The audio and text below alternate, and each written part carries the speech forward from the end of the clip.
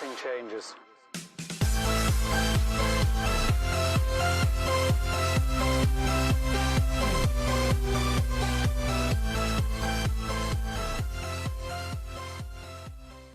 Okay, the next step is inputting a sales order into QuickBooks Online Edition. I'm going to show you how to input all of your sales. You have to make an invoice and then you have to pay it. So we're going to go through that step by step, and then I will show you where it tracks how much in sales you've actually done. Okay, so for this video, I'm going to start with showing you how to input a sale first. We'll do the expenses next. So just go to your sales page over here on the left-hand side, very easy. And when it comes up, you're going to do a new transaction. So you guys can see here's the import transaction. I just do new transaction.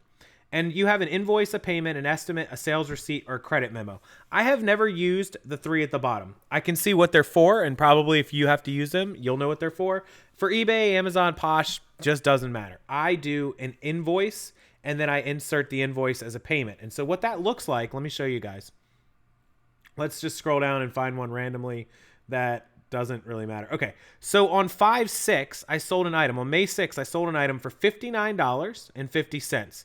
So see, the first one shows an invoice for $59.50. And then the second one is a payment against that invoice for $59.50.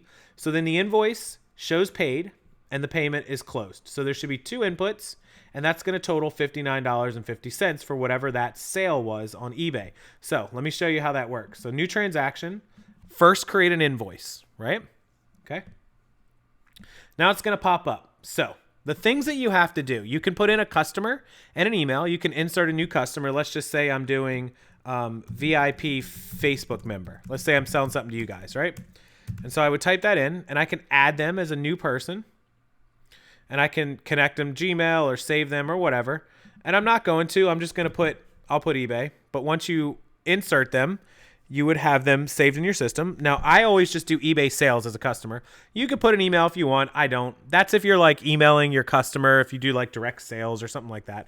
You could put in a billing address. Terms, well, we always get paid right away. So I always just do due on receipt. And let's say today's the 27th of May. Let's say I'm putting in sales for yesterday. I always do yesterday because you don't know what is sold today through the end of the day. You need to wait till tomorrow to know how today finished, okay? So 26th, invoice date, the 26th, that's yesterday. Product and services. So there's going to be a ton of different options. Travel, shipping, service, blah, blah, blah. All I ever do is just sales. That's it, okay? Now description. Let's say I sold a Nike large men's t-shirt, green, orange striped, right? And it's A101. Let's just say it's that item, right? You know, you can put just A101 if you want. You can just put Nike shirt. You can do whatever you want it. Let's say the person paid $15, right? Including shipping. Let's say you did 15 free shipping. And then the second item that sold, okay, again, I'm going to do sales. Whoops. Why is that going black? That's really odd. Okay, sales. And then let's say I sold an iPod Touch 5th Gen 32 gig pink, right? And that was Z102 in inventory. And let's say I sold that for $25 plus 5 shipping.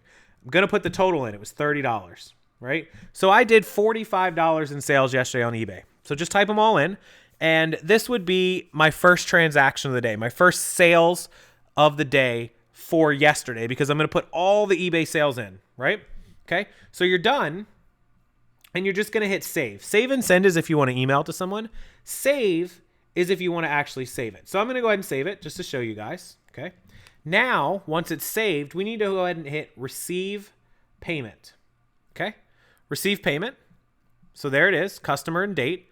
Choose payment method. I'll just choose PayPal because that's how we get paid. Doesn't matter. If your PayPal was linked to it, it could matter, but that's how I do it. Reference number, I don't really put anything. Deposit to, I mean, you don't have to put anything if you want. You could just put undeposited funds, check account, doesn't matter. Okay. Invoice number, $45. And then you can put memos or attachments, and then you just hit save and new, right? Do save and new. And there you go. Now you've received a payment for $45 and you can close.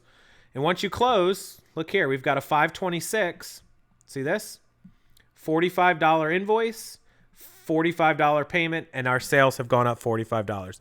That's how easy it is. If you're on Amazon, same thing. Type in your items. You'll create a second invoice for Amazon, and you're going to create a third invoice for Poshmark. Now, when you do the Poshmark sales, you're going to want to insert the item as the amount that you actually netted. So if you sold the item for $20, Poshmark took $4 in fees, okay? That fee is an expense you paid Poshmark. You need to input the $20. If you cleared your closet and dropped it to 16 and Posh has taken $320, you need to input 16, okay? Because that's going to be your sale amount, is $20 on that item for Posh.